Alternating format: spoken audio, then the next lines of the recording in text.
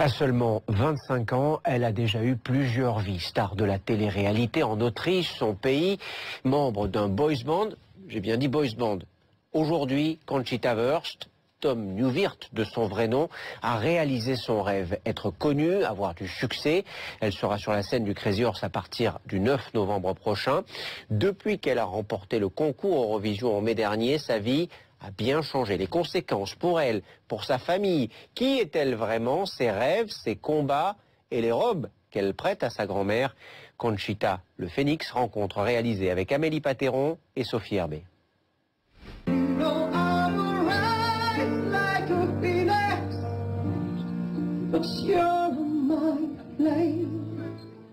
Conchita Wurst est l'une des sensations pop du moment.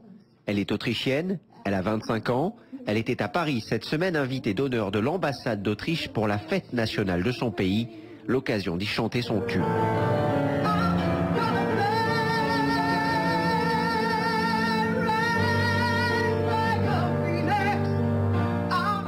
Mi-homme, mi-femme, elle fascine ou elle dérange. Nous avons voulu savoir qui était vraiment Conchita Wurst. Conchita, est-ce que c'est votre personnage? Est-ce que c'est vous? Est-ce que c'est une personne réelle? Qui est-ce? Je pense que Conchita est avant tout un personnage de scène. J'ai une vie privée en tant que Tom et je la protège. Et j'aime être un garçon efféminé. Mais j'aime aussi être un artiste drague. J'aime être une femme sur scène. Donc pour moi, Conchita est une vraie personne avec un brin de conte de fées. Est-ce que vous êtes opéré? Vous êtes un homme ou une femme?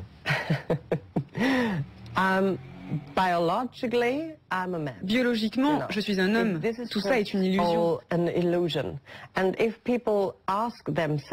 Si les gens se demandent, est-ce que c'est une femme avec une barbe collée ou est-ce un homme dans une robe?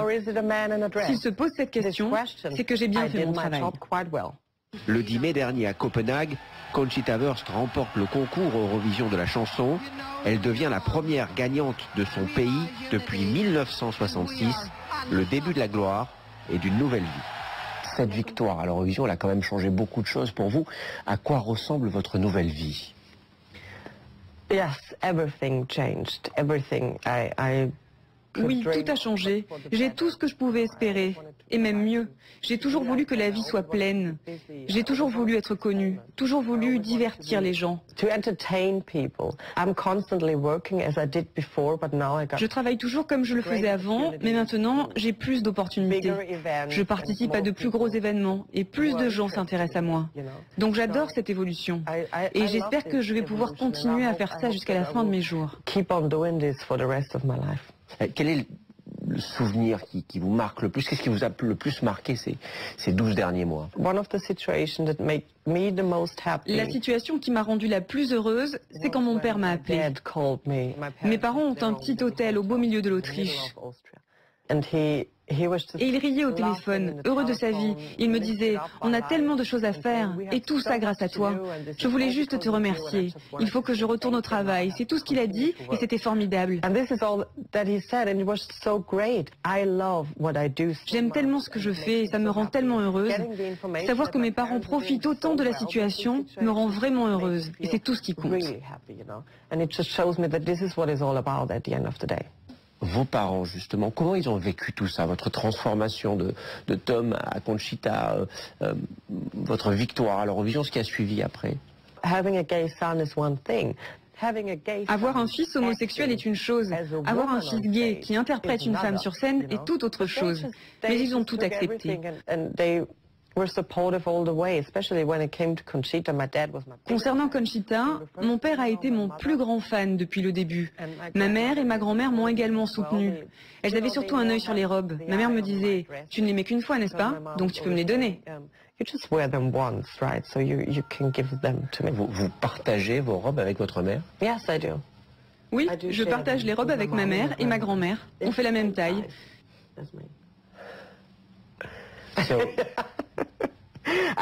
Je sais, c'est un peu curieux, mais on est toutes menues dans la famille. Vous allez être au Crazy Horse du 9 au 15 novembre. C'est la première fois je crois qu'un travesti fait ce spectacle. Vous avez été accueilli. Comment ça se passe les répétitions? Oui, c'est très très excitant parce que je suis la première femme spéciale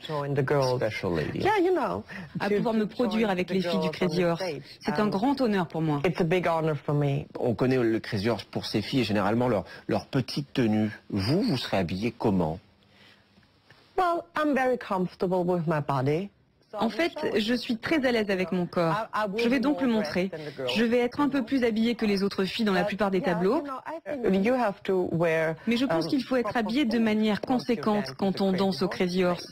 Et généralement, ça veut dire beaucoup de choses qui brillent et pas beaucoup de tissu. Vous êtes devenu, peut-être malgré vous, une sorte de symbole pour la communauté gay. Est-ce que c'est quelque chose qui est important pour vous? Je n'aime pas être considérée comme un modèle à suivre, parce que les gens se mettent à avoir des attentes.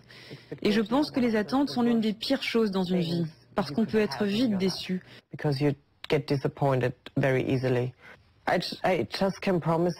Je peux juste promettre que je vais rester fidèle à mes croyances et que je dirai les choses tout haut quand les choses n'iront pas. Mais c'est juste mon opinion. Tant mieux si d'autres sont du même avis. Ça m'honore, mais je préfère qu'on me regarde comme une artiste avec des opinions. En France, il y a eu beaucoup de débats autour du mariage gay, par exemple, de l'adoption pour les couples homosexuels. Est-ce que ce sont des thématiques qui vous sont chères, qui sont importantes pour vous? Tu sais, je ne suis pas une politicienne. Je ne sais pas comment cela fonctionne. Je suis juste une citoyenne européenne. Et je ne comprends pas pourquoi on gaspille autant de temps, parce que pour moi, tout ça, c'est si simple. J'ai pas besoin qu'on discute de tout ça. Je veux juste des décisions. Et le fait même de devoir légiférer là-dessus me rend triste. Parce qu'on parle de droits de l'homme, on parle des choses les plus banales de la vie. Vivre et aimer en paix et en toute liberté. Pour moi, ils ont peur et ils ont vraiment du temps à perdre. Mais pour ceux qui vous aiment pas, qu'est-ce que vous leur dites? Honnêtement, je réagis de manière très impolie. Je m'en moque. Si je n'aime pas quelque chose, je ne perds pas mon temps à le regarder ou à en parler. C'est quelque chose que je ne comprends vraiment pas. Pourquoi les gens gaspillent du temps à faire des choses qu'ils n'aiment pas? To talk about things they don't like. I just don't get it, you know?